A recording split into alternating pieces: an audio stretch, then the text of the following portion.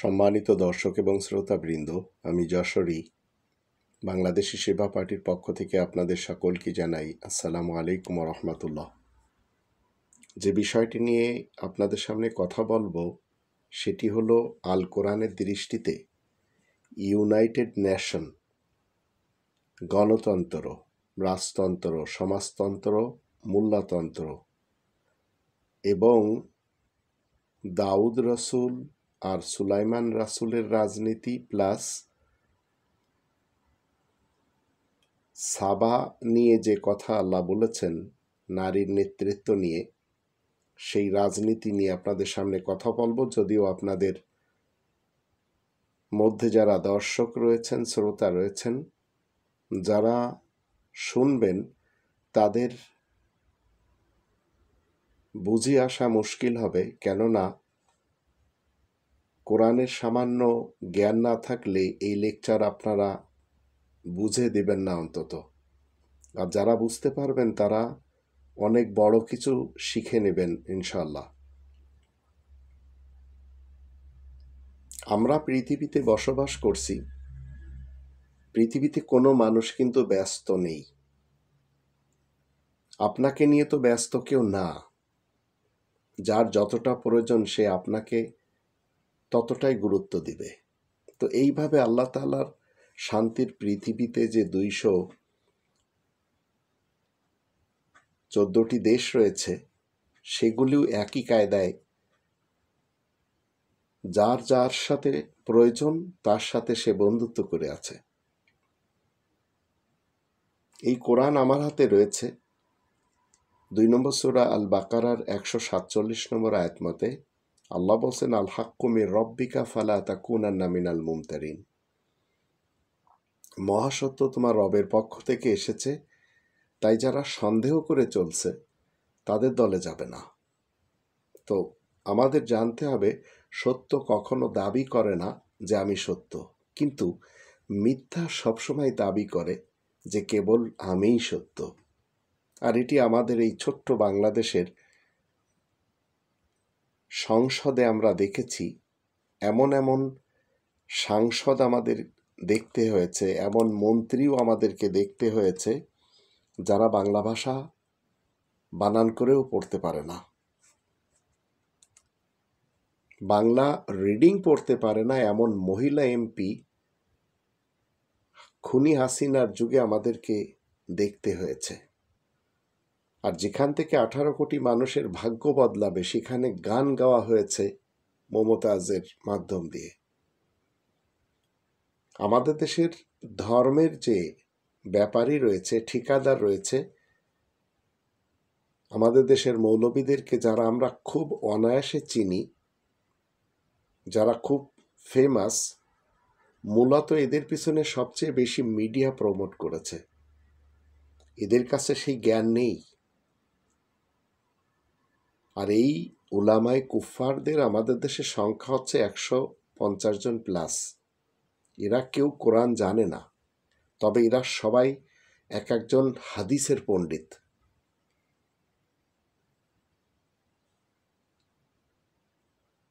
আমরা যে আজ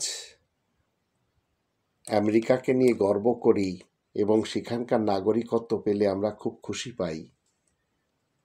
আমি 30 বছরের মতো ইউরোপের বিভিন্ন দেশে থাকি, বাংলাদেশের পাসপোর্ট ব্যবহার করি।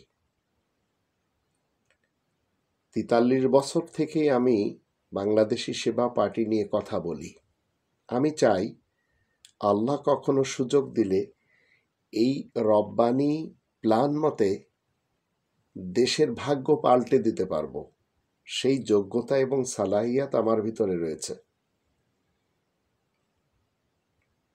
কিন্তু মুসলমানদের যে 57টি দেশ রয়েছে, 2001 সালে আফগানিস্তানে আমেরিকা কি করলো? হামলা চালালো। তখন কোনো মুসলমান রাষ্ট্র কিন্তু সহযোগিতার জন্য এগিয়ে আসেনি। তাতে ফাইনালে কি হলো? উসামা বিন লাদেন শেষ হয়ে গেল। 2003 সালে ইরাকে আমেরিকা হামলা চালায়, তখনও মুসলমান রাষ্ট্রের কেউ সহযোগিতা করেনি, শেষ হয়ে গেল সাদ্দাম। 2011 সালের ইতিহাস বলে লিবিয়া আমেরিকা সেখানে হামলা চালালো, তখনও সহযোগিতা করেনি এই 57টি মুসলমানদের দেশের কেউ। গাদ্দাফি শেষ হয়ে গেল। মিশরেও যদি 2011 সালে আমরা দেখি, আমেরিকার সহযোগিতায় সিসি যখন গণহত্যা চালিয়ে দখল করল, তখনও সহযোগিতা করেনি মুসলমানদের কোনো রাষ্ট্র। মুরসি শেষ হয়ে গেল। 2024 সালে আমেরিকার এবং ইসরায়েল মিলে ইব্রাহিম রাইসিকে মেরে ফেলে দিল। আর এখন ইরান 2025 সালে আমেরিকার সহযোগিতায় ইসরায়েলে এই যে হামলা, এখনো সহযোগিতা করবে না মুসলমানদের কোনো রাষ্ট্র। তো খামেনাই এও কিন্তু শেষের দ্বার প্রান্তে। আর অবশিষ্ট বাংলাদেশ, পাকিস্তান ভারত। যদি বাংলাদেশ আর পাকিস্তান দুই দেশ থেকে ভারতের সাথে যুদ্ধ হয়, তখনও সহযোগিতা করবে না কোনো মুসলমান রাষ্ট্র। আর আপনাদের সবসময় আমি বলি, আমি যুদ্ধের পক্ষে কখনো অন্তত নই। এভাবেই একদিন নিভে যাবে মুসলমানদের বানানো এই 57টি রাষ্ট্রের প্রদীপগুলো। তবে কোরআন একটি কথা বলে। আজ 2025 সালের 900 কোটি মানুষকে কেন্দ্র করে, আর মুসলমানেরা তো দাবি করে আমরা কোরআন মানি, মূলত সবচেয়ে বড় শত্রু কোরআনের 135 ফিরকার মুসলমান সমাজ, শিয়া সুন্নি সালাফি সহ। তো কোরআন কি বলে? 3 নম্বর সূরা আলে ইমরানের 103 নম্বর আয়াতের শুরুতে বলা হচ্ছে, ওয়াতাসিমু বিহাবলিল্লাহি জামিয়া ওয়া লা তাফাররাকু। তোমরা সবাই আল্লাহ তাআলার এই রজ্জুকে একত্রিতভাবে মজবুতভাবে আঁকড়ে ধরো, আর বিভিন্ন ফিরকা, পার্টি, মাসলাক আর মাযহাবে বিভক্ত হয়ে যেও না। এখনো সময় আছে এই মুসলমানদের এই 57টি দেশের এক হওয়ার। আমরা যখন কোরআন স্টাডি করি, তখন কোরআনে আমরা স্ট্রং দুইজন বাদশা পাই, একজন দাউদ রাসূল, একজন সুলাইমান রাসূল। আল্লাহ তাআলা শান্তির কিংডমকে এই দুইজন পরিচালনা করেন, সাথে সালেহিনদেরকে নিয়ে। তো আপনারা জানেন যে আমি 3 আলফা থিওরি, মানে যশোরের 3 আলফা থিওরি রয়েছে, এবং আমি সেখানে কোরআন দ্বারা প্রমাণ করে দিয়েছি পৃথিবীর 900 কোটি মানুষ সবাই কোটিপতি, কিন্তু এই মোড়লদের কারণে এরা সবাই বঞ্চিত হয়ে রয়েছে। আমি ইউরোপে থাকি, ইউরোপেও কিন্তু গরিব দেশ ভরা, যাদের প্রতিদিন $5 ইনকাম নেই। বুলগারিয়া বলেন, রোমানিয়া বলেন, আলবেনিয়া বলেন। আর মুসলমানদের দেশগুলি, এরা সবাই যদি একত্রিত হয়, তাহলে তো মুসলমানদের মধ্যে একজনও গরিব থাকবে না। কিন্তু কিছু কিছু ফিরকা, পার্টি, মাসলাক এবং মাযহাবের লোকদেরকে আমরা দেখি তারা গরিব নেই। যেমন ধরুন, আমাদের দেশে প্রাণ গ্রুপ অফ কোম্পানি রয়েছে, RFL গ্রুপ। এদের যারা প্রধান, এরা কাদিয়ানি। এদের ভিতরে গরিব নেই। আহমাদি কাদিয়ানেরা একে অপরকে টেনে ওঠায়। বুহেরিদের মাঝে গরিব নেই। তো ছোট ছোট ট্রাইবস এখানে আমরা দেখতে পাই যে গরিবত্ব এদের ছুঁতে পারে না। অনেক দেশ তো এমনও রয়েছে যেখানে জন্ম নিলেই রয়্যালিটি পেতে হয়। তার ভিতরে ইসরায়েল একটি দেশ, যদিও অনেকে দেশ হিসেবে স্বীকৃতি দিতে চায় না। আর এই মুহূর্তে আমেরিকার সবচেয়ে বড় সংকট হলো, সরকারিভাবে ইসরায়েলকে তারা সাপোর্ট করে, ফিলিস্তিনকে করে না। কিন্তু জনগণ অর্ধেকের মতো প্রায় তারা ফিলিস্তিনকে সাপোর্ট করে। আর বিশেষ করে কলেজ ইউনিভার্সিটির স্টুডেন্টসগুলি। এবার আসুন আমরা আয়াতের দিকে যাই। দাউদ রাসূল এমন একজন বাদশাহ যার কিংডমে যত মানুষ জিন রয়েছে তারা কাজ করে, যত পশু পক্ষী আছে তাদেরও এক অংশ কাজ করে।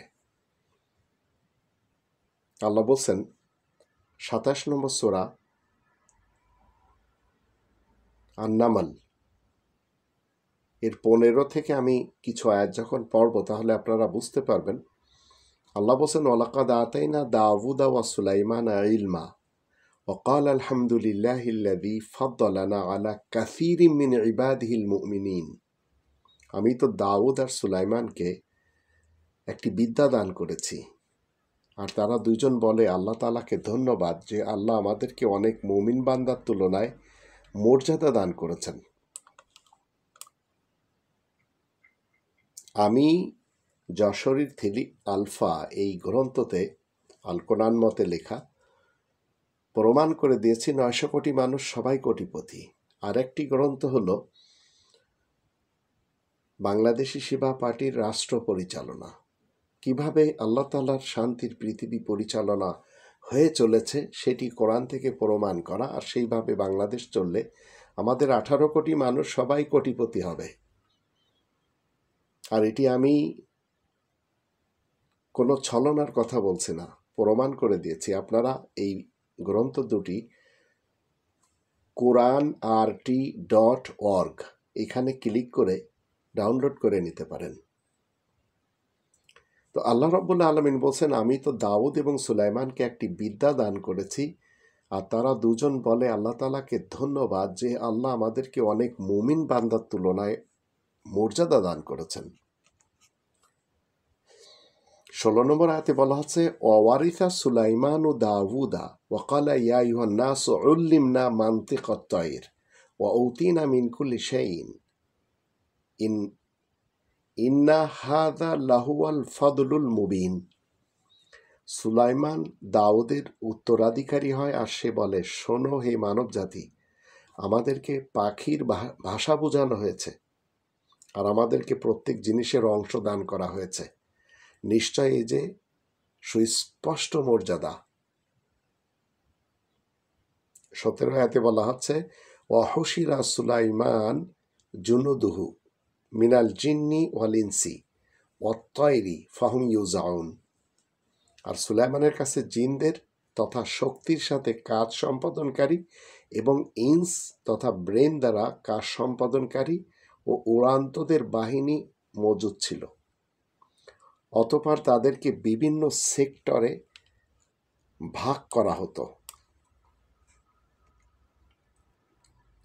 ১৮ আয়াতে বলা হচ্ছে হাত্তা ইযা আতাও আলা ওয়াদিন নামল ক্বালাত নামলাতুন ইয়া আইয়ুহান নামলু উদখুলু মাসাকিনাকুম লা ইয়াহতিমান্নাকুম সুলাইমান ওয়া জুনুদুহু ওয়া হুম লা ইয়াশউরুন।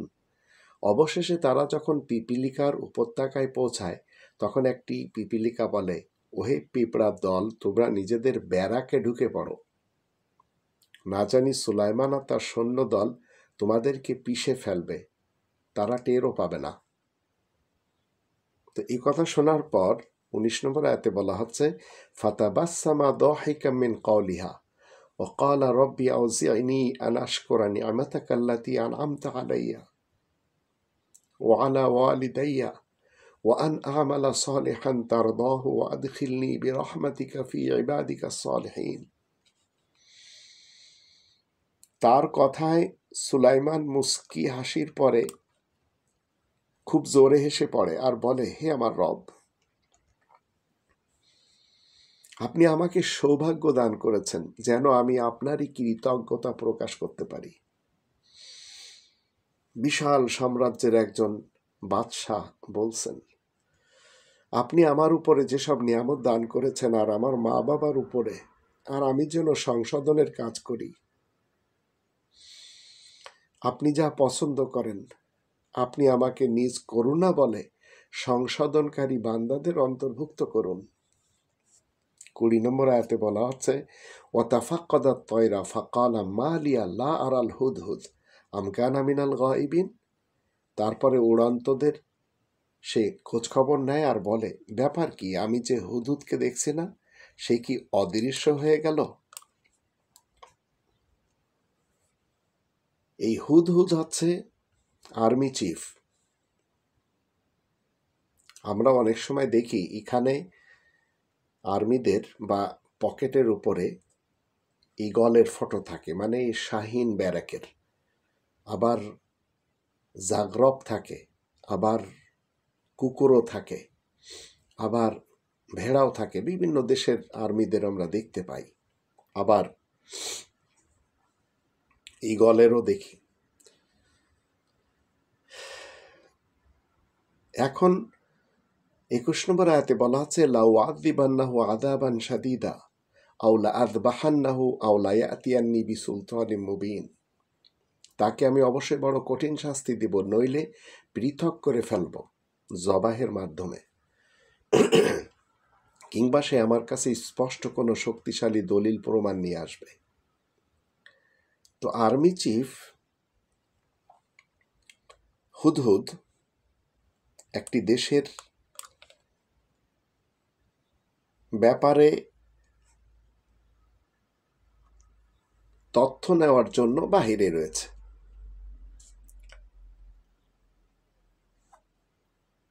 একজন আল্লাহ তাআলার ইসলামী কিংডমের বাদশাহ কত শক্তিশালী, তিনি কি বলছেন যে আমি তাকে লাযবাহান্নাহু পৃথক করে দেব জবাহের মাধ্যমে, যদি সেই স্পষ্ট দলিল না শোনায়।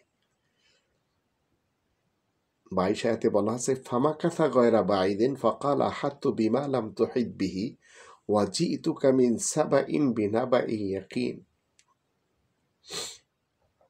এমত অবস্থায় হুদহুদ আর বেশি দেরি না করতে এসে বলে, আমি এমন একটি খবর নিয়ে এসেছি যা আপনি মোটেই জানতেন না। আমি সাবার রাজ্যের একটি সুনিশ্চিত সংবাদ নিয়ে এসেছি। এখন সাবার রাজ্যের প্রধান যে একটি নারী, আর সেও যে কত শক্তিশালী, পরবর্তীতে তো সে ইসলামে চলে আসে, কিন্তু তার ব্যাপারটি নিয়ে আমরা দেখি, যেটি আমরা আমাদের এই ছোট্ট বাংলাদেশে বারবার দেখেছি, কিন্তু তাদেরও শক্তি আমরা দেখেছি। সেই শক্তি কখনো মানব উপকারী দেখিনি। খুনি হাসিনা কিংবা খুনি খালেদার যুগে শুধু মানুষ মরেছে। গ্রেনেড হামলার ঘটনা, 63টি জেলাতে অ্যাট এ টাইম বোমা বিস্ফোরণের ঘটনা, হলি আর্টিজেনের ঘটনা, 7 মার্ডারের ঘটনা, পিলখানার ঘটনা, শাপলা চত্বরের ঘটনা, এগুলিও আমাদের দেশে 2টি নারীর যুগে ঘটেছে। ছাত্রদের বুকে গুলি চালানো। কিন্তু যখন আমরা সাবার রানীর ব্যাপারে দেখি, তিনি কি করতেছেন, 27 নম্বর সূরা নামলের 23 থেকে 26 আয়াতগুলিতে বলা হচ্ছে ইন্নী ওয়াজাদতু ইমরাআতান তামলিকুহুম ওয়া উতিয়াত মিন কুল্লি শাই ওয়া লাহা আরশুন আযীম। আমি একটি মেয়ে লোককে দেখি যে নাকি সে দেশের লোকজনের উপরে রাজত্ব করছে, আর সে সব জিনিসই পেয়েছে, আর তার একখানা বিরাট ক্ষণস্থায়ী সংসদ রয়েছে।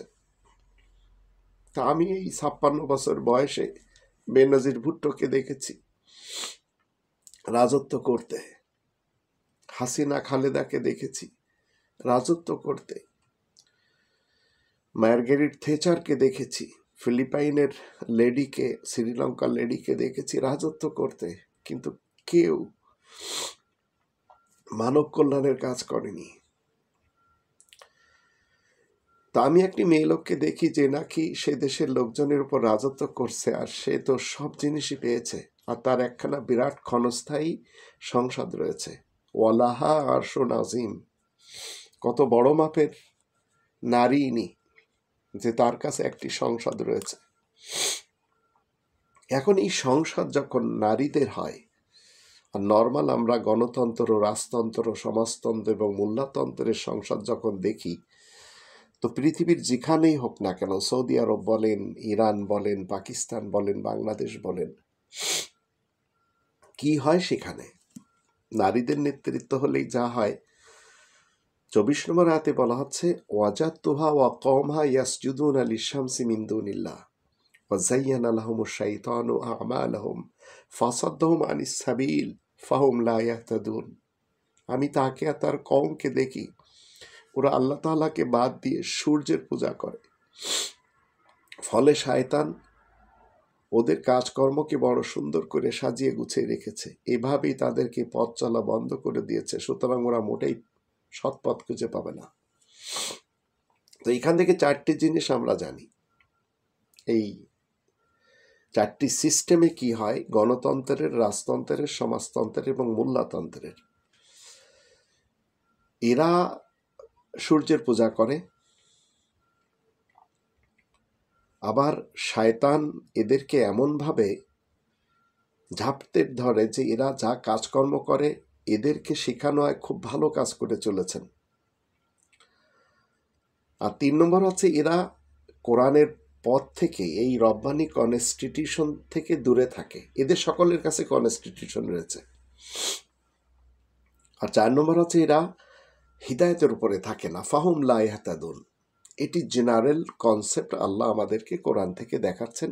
পুরা বিশ্ব যারা মোড়লেরা কন্ট্রোল করে আছে, এরা কেউ গণতন্ত্রের হোক, রাজতন্ত্রের হোক, সমাজতন্ত্রের হোক, মোল্লাতন্ত্রের হোক, এরা এদেরটাও মানে না। সেটি আমি প্রমাণ করব কোরআন থেকেই। এখন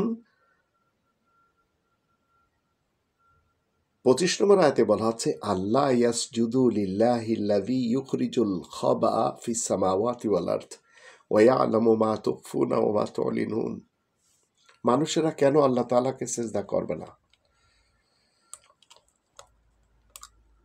আসমান জমিনের মধ্যে যা কিছু লুকায়িত রয়েছে তা তো আল্লাহ বের করে নিয়ে আসেন। আর আল্লাহ জানেন তোমরা যা কিছু গোপনে কিংবা প্রকাশ্যে করে যাচ্ছ। নারীদের নেতৃত্বে আমাদের দেশের এই গরিব বাঙালিদের অধিকারের অর্থ যেভাবে বিদেশে পাচার হয়েছে, তাতে আমাদের যে প্রত্যেকটি নাগরিক কোটিপতি, সেটি এখন কেউ কেউ বুঝে চলেছেন। যে টাকাগুলি আমাদের দেশ থেকে ভিন দেশে পাচার হয়েছে বিভিন্ন সাংসদ এবং এমপি মন্ত্রীদের মাধ্যম দিয়ে, আবার পুঁজিবাদীদের মাধ্যম দিয়ে, তাতে দেশের মানুষ এত বেশি সামনের দিনে গরিব হবে যা আপনি আমি কল্পনা করতে পারবো না। দেশ ডক্টর মোহাম্মদ ইউনূস স্যার কিছুটা হলে এগিয়ে নিয়ে যাবেন, কিন্তু গরিবরা গরিব থেকে যাবে। তো পৃথিবীর যত সংসদ রয়েছে, এই সকল সংসদগুলি তিনিই পরিচালনা করেন, যিনি আসমান জমিনের মধ্যে যা কিছু লুকায়িত রয়েছে তা আল্লাহ বের করে নিয়ে আসেন। আর আল্লাহ তাআলা জানেন তোমরা যা কিছু গোপনে কিংবা প্রকাশ্যে করে যাচ্ছ। 26 আয়াতে বলা হচ্ছে, আল্লাহু লা ইলাহা ইল্লাহু রব্বুল আরশিল আযীম। আল্লাহ তো সেই মহান, আল্লাহ ব্যতীত আর কেউ আইনদাতা নেই। আল্লাহ হলেন সেই মহান সংসদের চিরস্থায়ী পরিচালক রব। তো পৃথিবীতে যত সংসদ রয়েছে, এই সংসদের সাংসদরা, এমপি মন্ত্রীরা, পুঁজিপতিরা, অকারুনা ও ফিরাউনা ও হামান, এরা কি করে? 4টি জিনিসকে মেনে চলে। গণতন্ত্র, রাজতন্ত্র, সমাজতন্ত্র, মোল্লাতন্ত্র। এরা 1 নম্বরে সূর্যের সিজদা করে। সূর্য যেখান থেকে ওঠে সেই জায়গাকে সিজদা করে, মানে যে সবচেয়ে বড় শক্তিশালী তাকে মানে। তো আমাদের দেশের লোকেরা পার্শ্ববর্তী দেশ ভারতকে শক্তিশালী মনে করে তাদেরকে মানে, আর তারাও এদেরকে আবার মুরগির মতো বাচ্চা মনে করে জাগা দেয় পাখনার নিচে। তাই আমাদের দেশ ভারতের পেটে ঢুকেছিল যদিও 5 আগস্ট 2024 সালে সেখান থেকে কিছুটা হলেও বেরোয় আসছে, আর এই মুহূর্তে আবার ঢুকে যাচ্ছে। ডক্টর মোহাম্মদ ইউনূস স্যারের করার কিছু নেই, কারণ এই জাতি দুর্নীতিতে চ্যাম্পিয়ন। এই জাতি মুখে কোরআনের কথা বললেও কোরআনের সবচেয়ে বড় শত্রু আমার জাতি। তাই আমি আল্লাহ তাআলার কাছে 25 নম্বর সূরা আল ফুরকানের 30 নম্বর আয়াতের মাধ্যম দিয়ে যে নালিশটি করে দিয়েছি, সেটি হলো রবের রসুল্লাহ যেভাবে করে আমাকেও ঠিক একই কায়দায় বলতে হয়, ওয়াকাল রসুল ইয়া রব্বি ইন্না কওমি ইত্তাখাযু হাযাল কুরআনা মাহজুরা। আর রবের বিশেষ বার্তাবাহক আল্লাহ তাআলার কাছে আরজ করে, হে আমার রব, বিনা সন্দেহে এরা আমার কওমের লোক, কিন্তু এই কোরআন আঁকড়ে ধরাকে, এই কনস্টিটিউশন আঁকড়ে ধরাকে ছেড়ে দিয়েছে। তো এরা কি করে? 1 নম্বরে সূর্যের সিজদা করে, 2 নম্বরে ওদের কাজকে শয়তান সাজসজ্জা করে দেখায়। পদ্মা ব্রিজ হয়েছে, যমুনা ব্রিজ হয়েছে, মেট্রো রেল হয়েছে, ওভার ব্রিজ হয়েছে। এগুলিকে এরা মনে করে যেগুলি গরিবের কোনো উপকার। আসলে এসব দিয়ে গরিবের কোনো উপকার নেই। গরিব টোল দিয়ে যেতে পারে না। গরিবের জন্য আরিচার ঘাট খারাপ ছিল না। আমি পদ্মা সেতুর বিরোধিতা করছি না, মনে রাখবেন, কারণ আপনাদের তো দর্শকদের মাঝে এক শ্রেণীর হিংস্র দর্শক রয়েছে যারা আমাকে তো গালি দেয়, আমার বাপ মাকেও ছাড়ে না। তো যমুনা সেতু হয়েছে, কিন্তু আপনারা যদি একটু খেয়াল করেন, পদ্মা সেতু আর যমুনা সেতু যখন হয়েছিল তখন হাজার হাজার মানুষ যারা নৌকায় এপার থেকে ওপার মানুষকে নিয়ে যেত, তাদের পুনর্বাসনের কোনো কিছু চিন্তাও করেনি। তো আল্লাহ বলছেন ওদের কাজকে শয়তান সাজসজ্জা করে দেখায়। আর এগুলি বড় মাপের, এটি তো একটি রাষ্ট্রে করতেই হয়। তো এখন হাসিনা করুক, খালেদা করুক, তো এটু রাষ্ট্রের কাজ, এটি নিয়ে গর্বের তো কিছু নেই। এগুলি করা হয়নি অতীত থেকে, এর জন্য কেউ চিন্তা করেনি। এটি তো 1971 থেকে হওয়া উচিত ছিল। আর 3 নম্বর হচ্ছে কোরআন থেকে সরিয়ে 4টি তন্ত্রের দিকে নিয়ে যায়। গোটা বিশ্বের ব্যাপারে বলছি। আর 4 নম্বর হচ্ছে হিদায়তের উপরে এরা থাকে না। অথচ রব্বানি যে কনস্টিটিউশন, সেই কনস্টিটিউশন কি বলছে এবং রব্বানি সংসদ কি বলছে। 17 নম্বর সূরা বানী ইসরাঈলের 9 নম্বর আয়াতে বলা আছে, ইন্না হাযাল কুরআন ইয়াহদি লিল্লাতি হিয়া আকওয়াম ওয়া ইউবাশশিরুল মুমিনিন আল্লাযীনা ইয়া'মালুনাস সালিহাতি আন্না লাহুম আজরান কাবীরা। এ কথা সত্য সুনিশ্চিত যে এই কোরআন সরল সহজতর পথই দেখায় আর মুমিনদেরকে সুসংবাদ দেয়। যারা সংশোধনের কাজ করছে তাদের জন্য বিরাট পারিশ্রমিক রয়েছে। মুমিন কারা? এই কনস্টিটিউশন বলছে মুমিন তাদেরকে বলা হয় যারা নিজেরা নিরাপদে থাকে এবং অন্যদেরকে নিরাপত্তা দেয়। তো আমাদের দেশ যখন পূর্ব পাকিস্তান ছিল, আবার যখন বাংলাদেশ হয়েছিল, আবার এখন নতুন বাংলাদেশ, এই 3টি সিজনে একজন মুমিন আমাদের দেশের হাল ধরেনি। না পূর্ব পাকিস্তানের যুগে, না 1971 থেকে 2024 সালের 5 আগস্ট পর্যন্ত, আর না তারপরে। যদিও ডক্টর মোহাম্মদ ইউনূস স্যার তিনি প্রথমেই এসে বলেছেন আমি যুদ্ধ চাই না, আমি 18 কোটি মানুষকে একটি পরিবারের হিসেবে দেখতে চাই, তাই এখানে ন্যায্য অধিকার সবাই পাবে, ন্যায় বিচার পাবে, তাই তাকে আমি সাপোর্ট করি। তবে তার অধীনে কিছু এমন নারী যারা কোরআনের বিধানের উপরে হাত উঠিয়ে তারা চেষ্টা করেছে যে নারী এবং পুরুষ সমান অধিকারী হবে বন্টনের ক্ষেত্রে, যেখানে একটি কন্যাকে 1/3 বাপের পক্ষ থেকে দেওয়া হয়েছে, সেটি তারা মানে না। তখন আবার আমি সাপোর্ট করতে পারি না। এখন এই মুমিনদেরকে সুসংবাদ দিচ্ছে যে তাদের জন্য বিরাট পারিশ্রমিক রয়েছে। পৃথিবীর ইতিহাস বলছে যেভাবে আমাদের দেশে অনেকেই দেশের হাল ধরেছিল, কিন্তু খুনি হাসিনার মতো এইভাবে যে ধিকৃত অবস্থায় পালিয়ে যাওয়ার ব্যবস্থা করে দেওয়া হবে তাকে, এরকম আর কেউ ছিল না।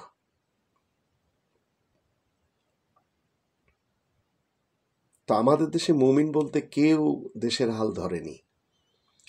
3 নম্বর সূরা আলে ইমরানের 96 আয়াতে বলা হচ্ছে, এই কোরআন হচ্ছে কনস্টিটিউশন। 2 নম্বর সূরা আল বাকারা 185 আয়াতের ভিতরেও রয়েছে হুদাল লিন্নাস। আর সংসদ হচ্ছে মাসজিদুল হারাম। ইন্না আউওয়ালা বাইতিন উযিয়া লিন্নাসি লাল্লাযী বিবাক্কাতা মুবারাকাও ওয়া হুদাল লিল আলামিন। নিশ্চয় প্রত্যেকটি মানুষের জন্য সর্বপ্রথম যে ঘরখানা তৈরি করা হয় তা অবশ্যই বিবাক্কাতা তথা ক্রন্দনরত এলাকার সাথে রয়েছে। দুনিয়া জাহানের জন্য পথ নির্দেশকারী এবং মুবারক, সব রকমের মূর্তি এবং আবর্জনা থেকে মুক্ত। তো কোরআন এবং কাবা, আপনি যদি মুমিন হতে চান, মুসলিম হতে চান, তাহলে আপনাকে এই দুটি জিনিস নিতে হবে। যদি আপনি না নেন, তাহলে আপনাকে বুঝতে হবে যে আপনি আল্লাহ তাআলার যে কিংডম, শান্তির কিংডমে আপনি অশান্তি সৃষ্টিকারী। তা আপনার কাছে সংসদ থাকলেও সেই সংসদের পরিচালক হচ্ছেন আল্লাহ। আপনি যত ফাসাদ করেন না কেন, যেমন ধরুন কোরআনের 5 নম্বর সূরা আল মাইদার যখন আমরা 64 নম্বর আয়াত দেখি, সেখানে কুল্লামা আওকাদু নারান লিল হারব, যখন যখন ইহুদিরা যুদ্ধের আগুন জ্বালায়, আতফা আল্লাহ, আল্লাহ সেটি আস্তে নিভিয়ে দেন। তো আপনি যত জুলুম করেন, এর একটি ইন্তেহা আছে, এর একটি সীমা আছে, আল্লাহ আস্তে করে সেটি নিভিয়ে দেন। তো আমরা সবসময় দেখি ফিলিস্তিনিদের উপরে এই ঝড়ঝঞ্ঝা, আর এটি কিয়ামত পর্যন্ত থাকবে। কারণ এই ফিলিস্তিনিরা কোরআনের অনেকগুলি আয়াত মানেনি, তার ভিতরে 5 নম্বর সূরা আল মাইদার 51 নম্বর আয়াতকে মানেনি। আর বাংলাদেশিদের উপরে চিরকাল এই রোড ব্লক করতে হবে, গণতন্ত্র বাঁচানোর জন্য রোডে আসতে হবে, গুলি খেতে হবে, মারা যাবে, কিন্তু কোনোদিন এ দেশে সুখ আসবে না যত সময় রব্বানি প্ল্যান বাস্তবায়িত না হবে। এখন ফিলিস্তিনিরা কি পাপ করেছিল? মুফতি হুসাইনির পক্ষ থেকে যখন হিটলারকে সাপোর্ট করা হয়, তখন হিটলার ইহুদিদেরকে মারে। হিটলারের আরও অনেক ঘটনা রয়েছে। মুফতি হুসাইনি ছিলেন ফিলিস্তিনির।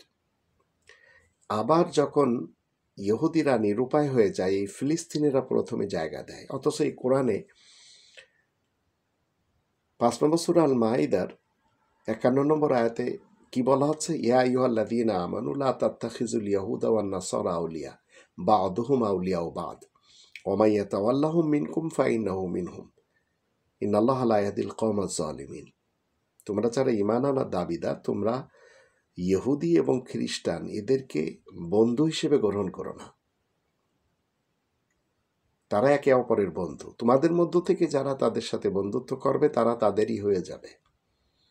তো এই কারণেই মার খেয়ে চলেছে। আবার 57 নম্বর আয়াতে আল্লাহ বলেন আমাদের দেশের ব্যাপারে, পার্শ্ববর্তী দেশ ভারত, তারা আমাদের কনস্টিটিউশন, এই কোরআন কখনো প্রতিষ্ঠা করতে দেবে না। কারণ তারা যে গণতন্ত্র মানার কথা বলে, মূলত মানে না। তারা পৃথিবীর কেউ গণতন্ত্র মানে না, মুখে বলে সবাই।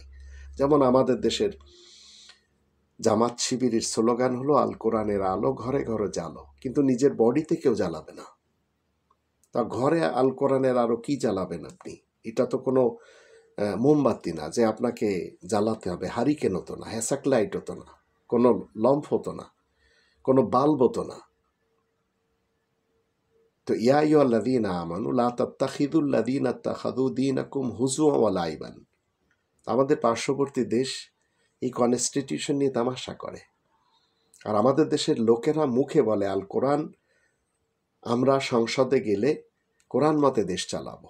মুনাফিকিনদের জামাত শিবির একই কথা বলছে এখন। অথচ এদের কারণে মানুষ খুন হয়েছে। এরা কখনো হাসিনার সাথে, কখনো খালেদার সাথে গিয়েছে। কারণ মুনাফিকিনরা সব জায়গায় ইউজ হতে পারে।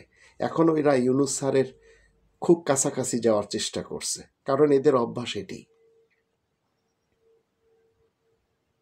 আর এদের সাপোর্টের কারণে কখনো বিএনপি এসেছে ক্ষমতায়, কখনো আওয়ামী লীগ এসেছে ক্ষমতায়।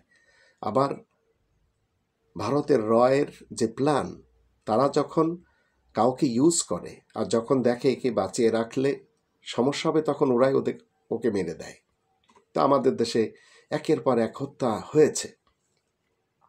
তা আল্লাহ রাব্বুল আলামিনের প্রশ্ন কি? 23 নম্বর সূরা মুমিনুনের 86 আয়াত, 87, 88, 89 আয়াতগুলিতে আমরা দেখে নিই।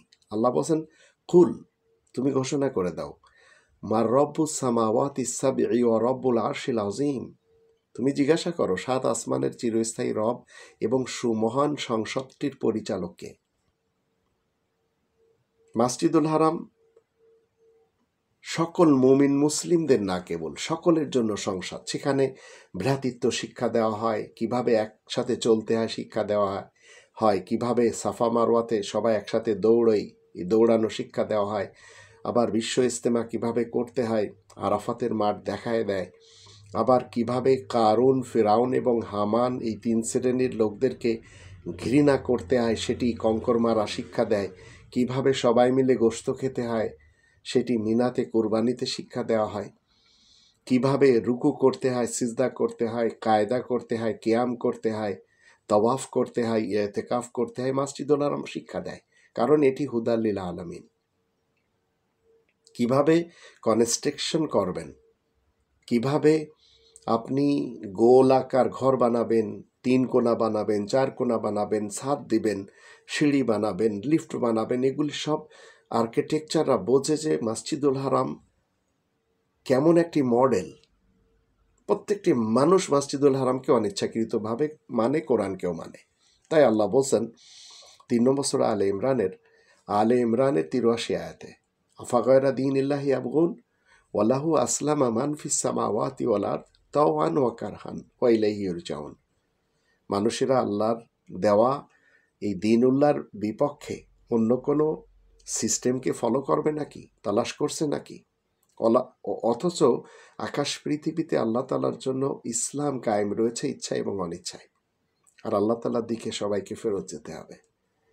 তো ইউরোপে আমি থাকি, আমি তো দেখি ইউরোপের প্রত্যেকটা দেশ আল্লাহ তালার বিধান মেনে তারা পরিচালনা করে, যদিও কিছু কিছু জায়গাতে তারা প্রকাশ্যভাবে আল্লাহ তালার সাথে পাঙ্গা নেয়।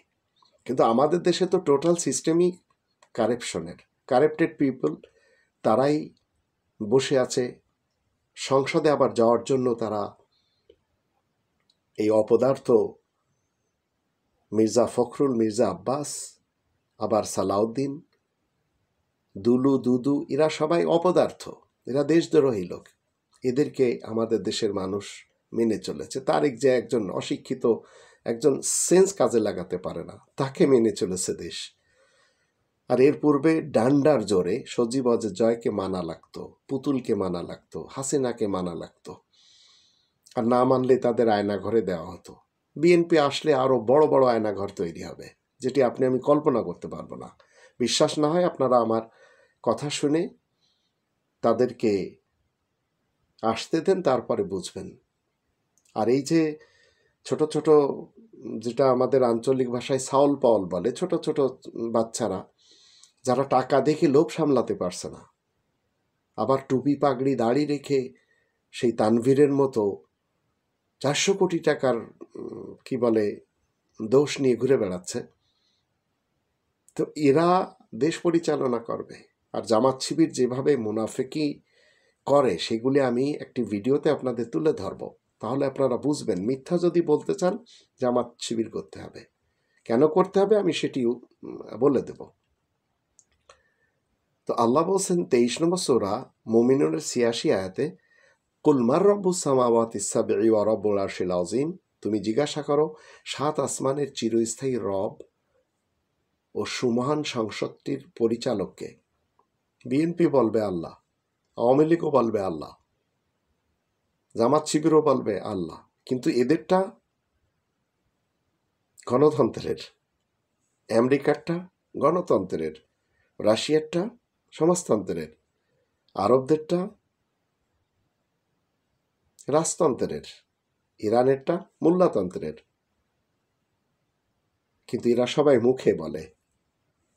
তো 63 নম্বর সূরা মুনাফিকুনের প্রথম আয়াতে বলা হচ্ছে, ইদা জাকাল মুনাফিকুনা ক্বালু নাশহাদু ইন্নাকা লা রাসূলুল্লাহ ওয়াল্লাহু ইয়ালামু ইন্নাকা লা রাসূলু ওয়াল্লাহু ইয়াশহাদু ইন্নাল মুনাফিকিনা লাকাযিবুন।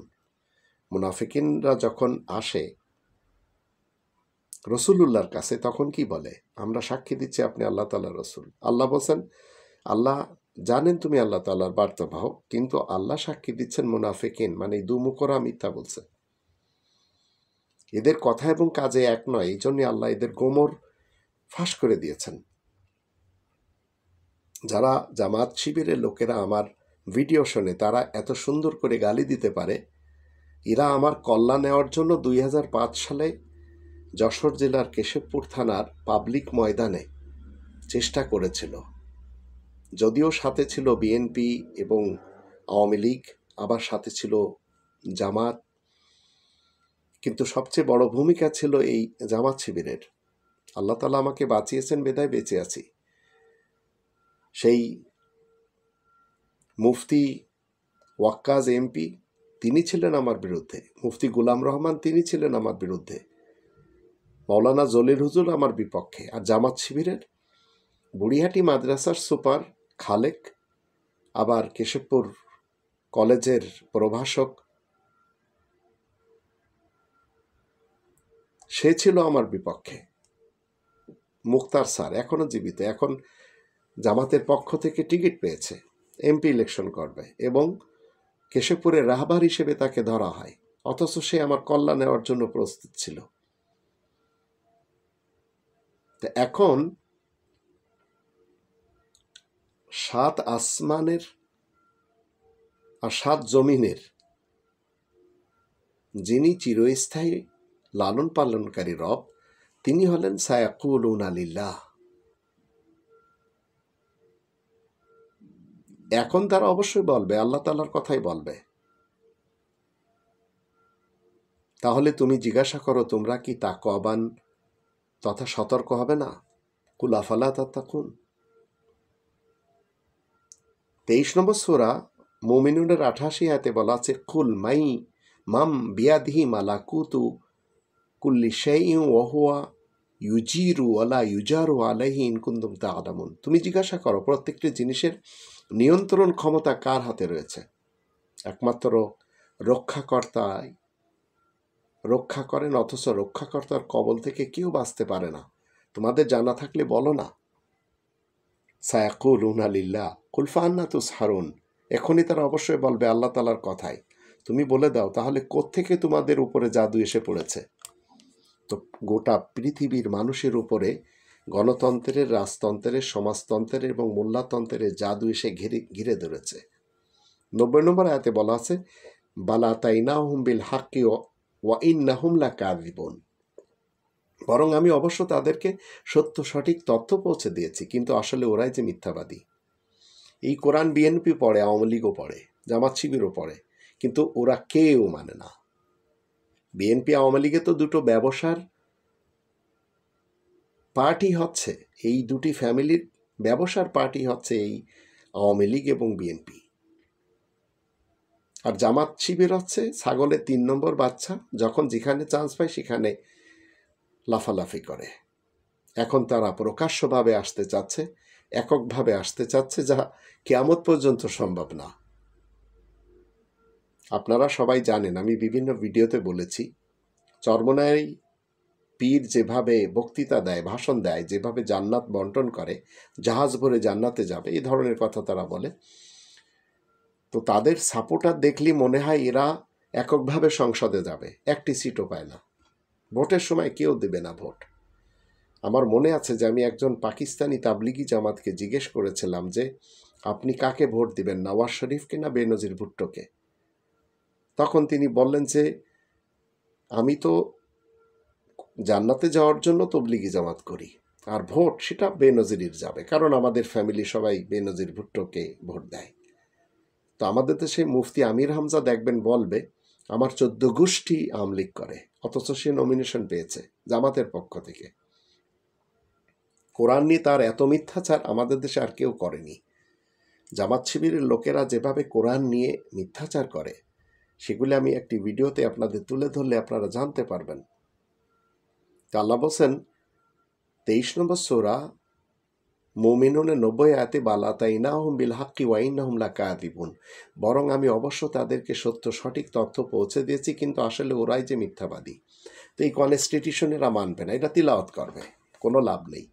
খুনি হাসিনাও বলেছিল সকালে উঠে আমি চা বানাই, কোরআন তিলাওয়াত করি, আবার তাহাজ্জুদও পড়ে, জায়নামাজও তলাশ করে। তো এই মহিলাটি যে তাহাজ্জুদ পড়ে, জায়নামাজে থাকে, যে কোরআন পাঠ করে, সে কিনা এইভাবে চলে গেছে। চলে তো যায়নি, তাকে ডক্টর ইউনূস স্যারের আসার আগ পর্যন্ত কেউ তাকে ফেরত আনতে পারেনি। কিন্তু তাকে যাওয়ার ব্যাপারে জেনারেল ওয়াকারুজ্জামান স্যার যেভাবে ব্যবস্থা করে দিয়েছেন, ওনাকে ধন্যবাদ জানাই যে উনি এত বড় মাপের একজন ওই দিনের ভালো মানুষ, যে উনি ইচ্ছা করলে 20,000 30,000 লোকদেরকে গুলি করে মেরে ফেলে দিতে পারতেন, কিন্তু তিনি আবর্জনাকে সরিয়ে দিয়েছেন। 23 নম্বর সূরা মুমিনুনের 91 আয়াতে আল্লাহ বলেন, মাত্তাখাযাল্লাহু মিন ওয়ালাদিন ওয়া মা কানা মাহু মিন ইলাহিন ইযা লাযাহাবা কুল্লু ইলাহিন বিমা খালাকা ওয়ালা আলা বা'দুহুম আলা বা'দিন সুবহানাল্লাহি আম্মা ইয়াসিফুন। আল্লাহ তাআলা কাউকে নিজের ছেলে হিসেবে গ্রহণ করেননি। তাহলে আল্লাহ তাআলার শান্তির পৃথিবীতে ইহুদি খ্রিস্টানরা আল্লাহর ছেলে হিসেবে তারা চয়ন করে নিয়েছে জিজাসকে। আর আল্লাহর সাথে অন্য কোনো বিধানদাতা নেই। গণতন্ত্র, রাজতন্ত্র, সমাজতন্ত্র, মূল্যতন্ত্র মান্যকারীরা তারা এই বিধান মানে না, এই বিধানের গ্রন্থকেই তারা মানে না। পড়লি কি হবে, আমলে আনতে হবে। বৃক্ষ তোমার নাম কি, ফলে পরিচয়। যদি তাই হতো তাহলে প্রত্যেকটি বিধানদাতা নিজের তৈরি করা বস্তু কেড়ে নিয়ে যেত, আর একে অন্যের উপরে চড়াও হতো। পবিত্র শুধু মহান আল্লাহ তাআলা, মানুষেরা যা কিছু বলছে সেসব থেকে। আপনি কি মনে করেন, খুনি হাসিনার হাতে যদি বাতাস থাকতো তাহলে আওয়ামী লীগের লোক ছাড়া কাউকে বাতাস দিতেন না, আর একজন লোকও বেঁচে থাকতো না। কিন্তু আল্লাহ তা করতেছেন? কোনোদিন না, করবেনও না। আল্লাহ তাআলা দৃষ্টিতে ওয়ালাকাদ কাররামনা বানি আদম, বানি আদম সবাই সম্মানের অধিকারী। 17 নম্বর সূরা বানি ইসরাইলের 70 নম্বর আয়াত মতে। সে নাস্তিক হোক আস্তিক হোক, সে মুসলমান শিয়া সুন্নি সালাফি হোক, অথবা মুসলমানদের 135 ফিরকার কোনো সদস্য হোক, সে হিন্দু হোক, বৌদ্ধ হোক, খ্রিস্টান হোক, জারেতুস্তি হোক, ইহুদি হোক, শিখ হোক, যেই হোক না কেন, সকলকে আল্লাহ রৌদ্র দিচ্ছেন, বাতাস দিচ্ছেন, ছায়া দিচ্ছেন, বৃষ্টি দিচ্ছেন। বৃষ্টি যখন পড়ে তখন বৃষ্টি তো দেখবে না যে আমি মসজিদের উপরে, ছাদের উপরে পড়ছি না মন্দিরের টিনের উপরে পড়ছি। বৃষ্টি এটিও দেখবে না যে সে নাপাক কোনো জিনিসের উপরে পড়ছে না পুকুরে পড়ছে। সকলের জন্য সমান। কিন্তু আমরা ইনসানের পেটের থেকে জন্ম নিয়ে ইনসান হতে পারি না, আমাদেরকে মানুষ বানাতে হয়। তার জন্য এই কনস্টিটিউশন। আর এই কনস্টিটিউশন মানলে কোনোদিন আপনাকে মানুষ মারতে হবে না। আপনি কেন মানুষ মারবেন? মানুষকে তো আল্লাহ বানিয়েছেন, আপনি মারার কে? 2 নম্বর সূরা আল বাকারার 84-85 আয়াত দুটিতে আল্লাহ বলে দিয়েছেন, গুম, খুন এবং হত্যার রাজনীতি করা যাবে না। আবার মানুষকে ফাঁসিয়ে তাদেরকে জেল দেওয়া যাবে না, আবার তাদেরকে আদালতে ওঠানো যাবে না। সেটি আমরা দেখেই চলেছি। আজ যারা আদালতে উঠছে, এদের যুগেও এদের বিপরীত লোকদেরকে আদালতে ওঠানো হতো বিনা কারণে, বিনা দোষে। 23 নম্বর সূরা মুমিনুর 92 আয়াতে কি বলা হচ্ছে? আলিমিল গায়বি ওয়া শাহাদাতি ফাতাআলা আম্মা ইউশরিকুন। আল্লাহ জানেন গোপন এবং প্রকাশ্য সব কিছুই। আল্লাহ ঊর্ধ্বে, বহু ঊর্ধ্বে। অংশীবাদী মুশরিকরা যেসব শরিক করে যাচ্ছে তা থেকে। আর এই শরিকটা কি? কনস্টিটিউশনের শরিক হচ্ছে সবচেয়ে বড় শরিক। এর থেকে বড় শিরিক আর নেই। দুটো আয়াতে আল্লাহ তাআলা 4 নম্বর সূরা নিসার 48 এবং 116 এই আয়াত দুটিতে কি বলছেন? ইন্নাল্লাহা লা ইয়াগফিরু আন ইউশরাকা বিহি। আল্লাহ তাআলার কনস্টিটিউশনের সাথে, এই সংবিধানের সাথে আপনি গণতন্ত্রের, রাজতন্ত্রের, সমাজতন্ত্রের এবং মোল্লাতন্ত্রের কনস্টিটিউশন মানবেন। ইন্নাহু মান ইউশরিক বিল্লাহ ফাকাদ হারামাল্লাহু আলাইহিল জান্নাহ। তো এইরকম মুশরিকদের জন্য আল্লাহ তাআলা জান্নাত হারাম করে দিয়েছেন। এরপরেও সৌদি আরবের লোকেরা রাজতন্ত্র মানে, রাশিয়ার লোকেরা সমাজতন্ত্র মানে, আমেরিকার লোকেরা গণতন্ত্র মানে, ইরানের লোকেরা মোল্লাতন্ত্র মানে, আফগানিস্তানের লোকেরা মোল্লাতন্ত্র মানে। এই রব্বানিতন্ত্র কেউ মানছে না। তো আল্লাহ এদের জন্য জান্নাত হারাম করে দিয়েছেন। তো আল্লাহ জানেন গোপন এবং প্রকাশ্য সব কিছুই। আল্লাহ ঊর্ধ্বে, বহু ঊর্ধ্বে, অংশীবাদী মুশরিকরা যেসব শরিক করে যাচ্ছে তা থেকে। এখন এই যে স্ট্রং দুইজন রাসূল, ইনাদের শক্তি কি? ইনারা কি মানুষ মেরেছেন? মানুষ মারার কাজ অন্তত করেননি। 38 নম্বর সূরা সদ এর 26 নম্বর আয়াতে আমরা দেখি, ইয়া দাউদু ইন্না জাআলনাকা খলিফাতান ফিল আরদ ফাহকুম বাইনান নাসি বিল হক ওয়ালা তাত্তাবিউল হাওয়া ফায়ুদিল্লাকা আন সাবিলিল্লাহ ইন্নাল্লাযীনা ইউদিল্লুনা আন সাবিলিল্লাহি লাহুম আযাবুন শাদীদ বিমা নাসু ইয়াউমাল হিসাব। হে দাউদ, তুমি শোনো, আমি তোমাকে এই দুনিয়ার বুকে প্রতিনিধি হিসেবে মনোনীত করেছি। সুতরাং লোকজনের মধ্যে ন্যায় বিচার মোতাবেক কোরআনের সাথে ফয়সালা করে দিবে। নিজের খেয়াল খুশি মোতাবেক কোনো কাজই করবে না।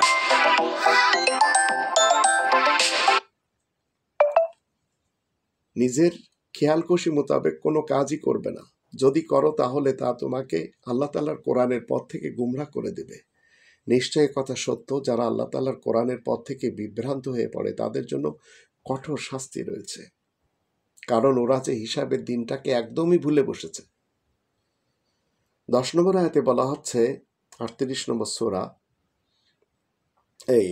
34 নম্বর সূরা সাবা এর 10 নম্বর আয়াতে বলা হচ্ছে, ওয়ালাকাদ আতাইনা দাউদা মিন্না ফাদলা ইয়া জিবালু আউবিবি মাহু ওয়াত-তাইর ওয়া আলান্না লাহুল হাদিদ।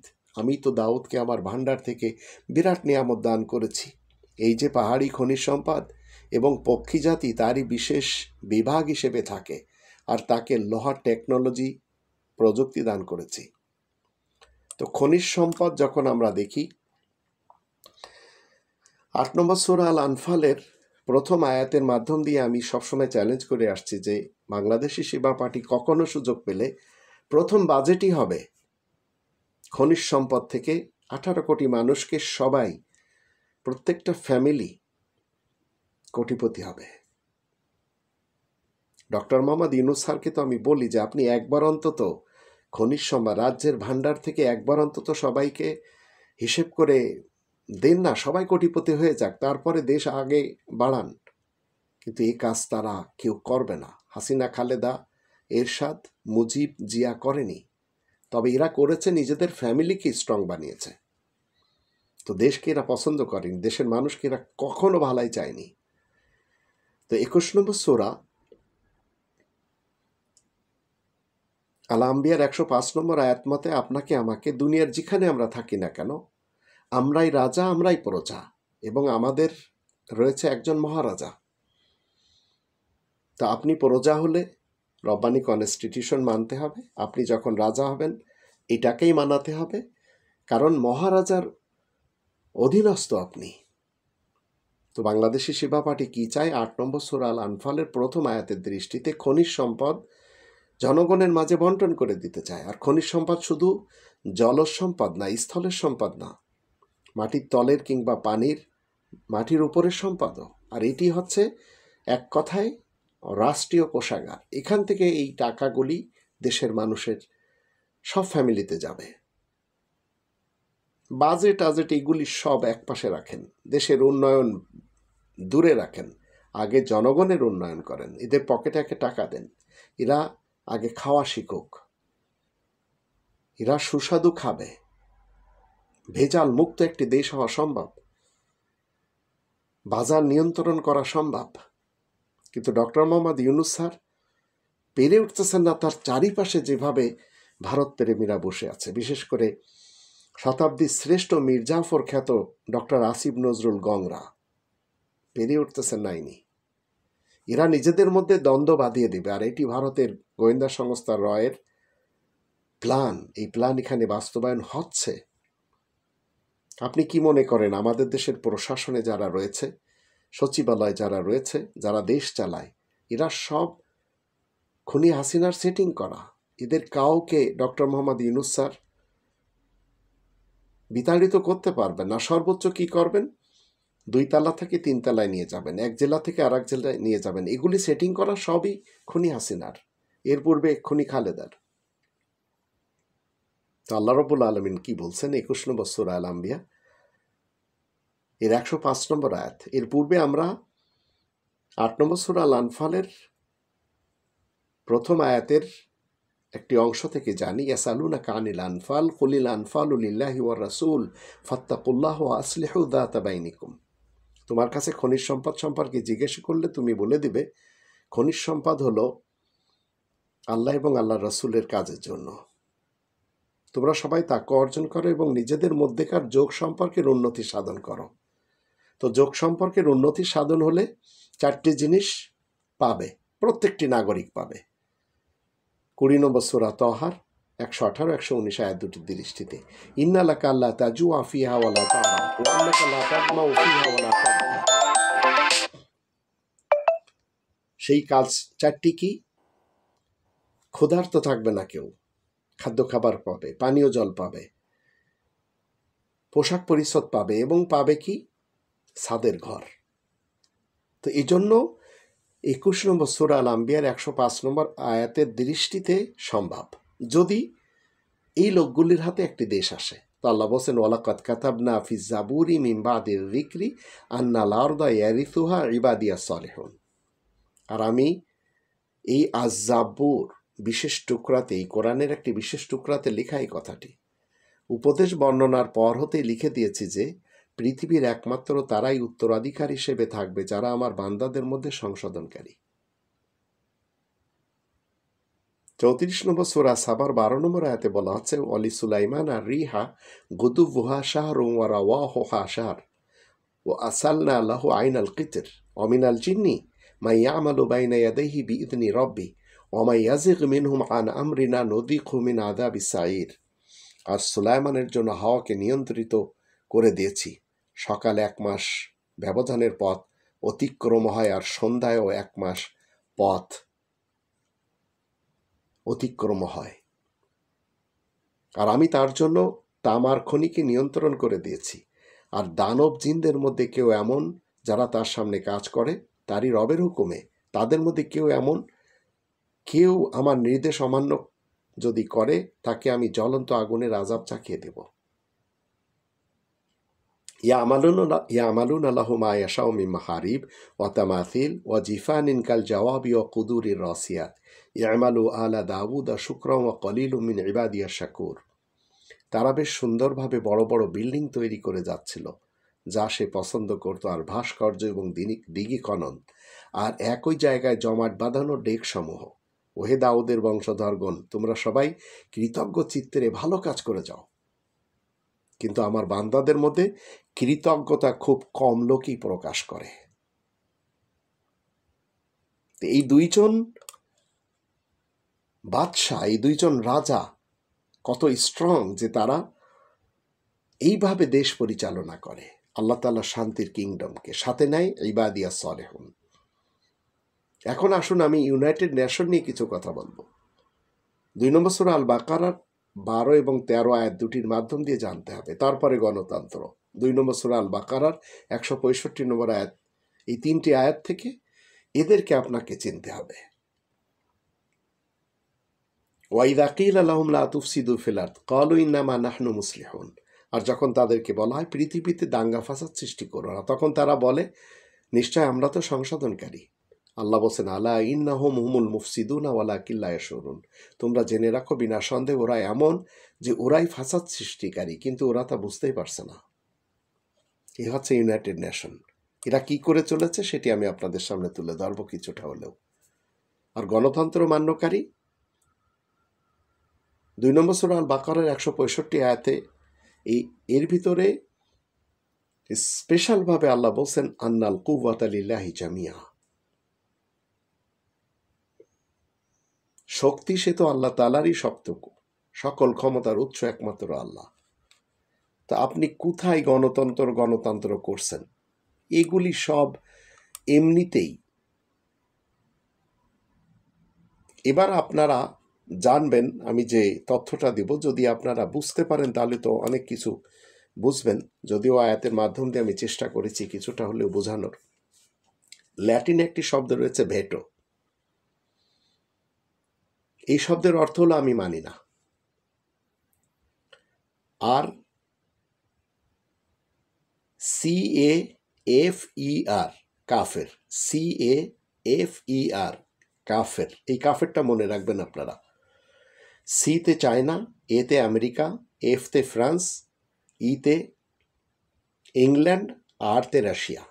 এই 5টি দেশ হচ্ছে নেটোর, এই 5টি দেশ হলো ইউনাইটেড নেশনের চিরস্থায়ী সদস্য। এই কাফের শব্দটি আমরা যদি মনে রাখি তাহলে এরা হলো জাতিসংঘের 5টি দেশ, যাদের কারণে মুসলমানদের 57টি দেশ থাকা সত্ত্বেও তারা কেউ পারছে না ফিলিস্তিনকে স্বীকৃতি দিতে। এই কাফের দেশের কোনো একটি যদি ভেটো দেয় তাহলে সেই দেশকে আর স্বীকৃতি দেওয়া হয় না। বাংলাদেশকেও কিন্তু আমেরিকা স্বীকৃতি দিয়েছে, ফিলিস্তিনকে দিবে না। এই 5টি দেশের কোনো একটি দেশ দিতে পারে না। একটি দেশ যদি না দেয় তাহলে সেটি আর স্বীকৃতি, এরা যে কোনো একটি কাজে এই 5 জনের একজনও যদি ভেটো দেয়, এই ল্যাটিন ভাষায় যে ভেটো দিলে সেটি আর হবে না, তাহলে গণতন্ত্র এরা কেউ মানে না। এদের এই 5 জনের মধ্যে পুটিন কিন্তু সমাজতন্ত্রের লোক। তো ইউনাইটেড নেশনের স্থায়ী দেশ হচ্ছে এই 5টি, আর সেই 5টি দেশকেই বলা হয় কাফের দেশ, CAFER। সিতে চায়না, এতে আমেরিকা, এফতে ফ্রান্স, ইতে ইংল্যান্ড, আরতে রাশিয়া। 5টির কেউ একজন যদি কোনো জিনিসের ব্যাপারে অস্বীকৃতি জানায় তাহলে সেখানে আর স্বীকৃতি দেওয়া হবে না। ফিলিস্তিনের ব্যাপারে সেটি হয়েছে। এভাবেই ফিলিস্তিন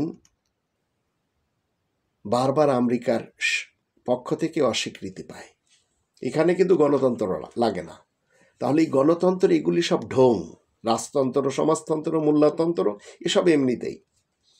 আর এর জন্য 57টি মুসলমানদের দেশ কিছুই করতে পারে না, কারণ এদের মধ্যে কোনোভাবে ঐক্য নেই। যদি আপনারা বুঝতে পারেন, বড় কিছু বুঝলেন। এবার আসুন, রাশিয়া ইউক্রেনের একটি যুদ্ধ আমরা দেখেই চলেছি, কন্টিনিউ। আবার সৌদি আরব এবং ইয়ামানের জায়দি শিয়াদের সাথেও কিন্তু যুদ্ধ চলছে। রাশিয়া ইউক্রেনের যুদ্ধ মূলত ইউক্রেনের বিরুদ্ধে না, এটি একটি বড় কথা। এটা মূলত আমেরিকা এবং সম্পূর্ণ ন্যাটোর যুদ্ধ। এই যুদ্ধে পশ্চিমারা রাশিয়াকে পর্যদুস্ত করতে পারেনি। আবার রাশিয়া বড় ধরনের সফলতা যে আনতে পারেছে তাও কিন্তু না। এগুলো মূলত আমেরিকা বা পশ্চিমাদের একটা ছায়া যুদ্ধ। এগুলোর জেরেই আমেরিকা ইউরোপে এক ধরনের রিসেশন চলমান। ট্রাম্প বিভিন্ন জায়গায় বড় অঙ্কের ইনভেস্টমেন্টের চেষ্টা চালিয়ে যাচ্ছে শুরু থেকেই, বিশেষ করে আরব। সব মিলে আমেরিকা এবং ন্যাটো সুবিধাজনক পরিস্থিতিতে নেই। তো রাশিয়া ইউক্রেনের যুদ্ধ এটি হচ্ছে এদেরই তৈরি করা। সেই সাথে ফিলিস্তিন ইসরায়েলের এই যে চালান, বর্বর গণহত্যার সহযোগী এই আমেরিকা, এবং এর সাথে ইউরোপের ব্লকও রয়েছে। এটিও বিশ্বব্যাপী তাদের আসল চেহারা আরো নগ্ন করে দিয়েছে। আর সবচেয়ে বড়,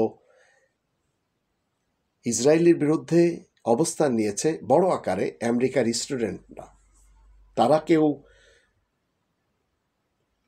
গণতন্ত্র বিশ্বাসী, কেউ রাজতন্ত্র, সমাজতন্ত্র, মূল্যতন্ত্র, সব তন্ত্রের বিশ্বাসী, কিন্তু তারা ইসরায়েলের বর্বর এই কর্মকাণ্ড তারা বুঝে গেছে, কিন্তু আমেরিকান নেতারা বুঝছে না। আর এখন ইরান ইসরায়েল যুদ্ধে আমেরিকার আস্ফালন যদি আমরা দেখি তাহলে এক ধরনের ফাঁকা বুলির মতো। মূল কারণ কি? ইসরায়েল মানে কিন্তু আমেরিকা, এটা আপনাকে আমাকে বুঝতে হবে। এখানে যদি আপনি একটু হেরফের করেন বোঝার ব্যাপারে, তাহলে আপনার বুঝে আসবে না। ইসরায়েল মানে আমেরিকা কিভাবে, ইসরায়েলের সাথে যুদ্ধ মানে আমেরিকার সাথে যুদ্ধ। আমেরিকার যত ধরনের উন্নত টেকনোলজি রয়েছে সবই কিন্তু ইউজ হচ্ছে ইসরায়েল ব্যবহার করছে, আমেরিকা সরাসরি আসবে না। আমেরিকা সরাসরি এই যুদ্ধে যোগ দিয়ে নতুন কিছু অ্যাড করবে না, এটি মনে রাখতে হবে। আমেরিকার দরকার মধ্যপ্রাচ্য, আমেরিকার দরকার নেতানিয়াহু এমন একটি ডায়লগ দিচ্ছে যে ডায়লগটি এর পূর্বেও দিয়েছিল।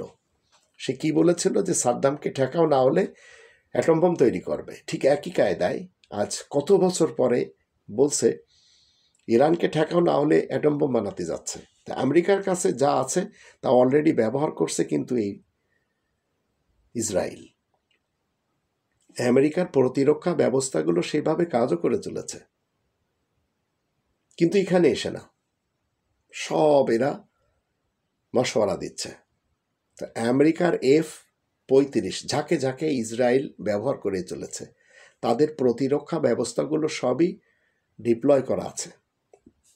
মূলত আমেরিকার সর্বোচ্চ টেকনোলজি দিয়েও সামান্য হুশিদেরকে পুরোপুরি কাবু করতে পারেনি, সেটিও আমরা কিন্তু জানি। সেখানে ইরান তো বহু শক্তিশালী। মূলত ব্যাপার হলো আমেরিকা তাদের ইতিহাসের সর্বোচ্চ সংকটকাল এখন অতিক্রম করছে আজ 2025 সাল, আর এটি আস্তে আস্তে তাদের পতনের দিকে অগ্রসর হবে যদি এই 57টি মুসলমান দেশে এক হয়। হবে না, কখনো হতে দিবেও না, কারণ এই মুসলমানেরা শুধু নামে। আর আমি কখনো হতাশ হই না, কারণ আল্লাহ তাআলার পৃথিবীতে আপনি যদি ইবাদিয়া সলেহুন হন, তাহলে 3 নম্বর সূরা আলে ইমরানের 139 আয়াতের দৃষ্টিতে আল্লাহ বলছেন ওয়ালা তাহিনু ওয়ালা তাহজানু ওয়া আনতুমুল আ'লাউন ইন কুনতুম মুমিনিন। তুমি হতাশ হবে না, গমগীন হবে না, ভয়ও পাবে না।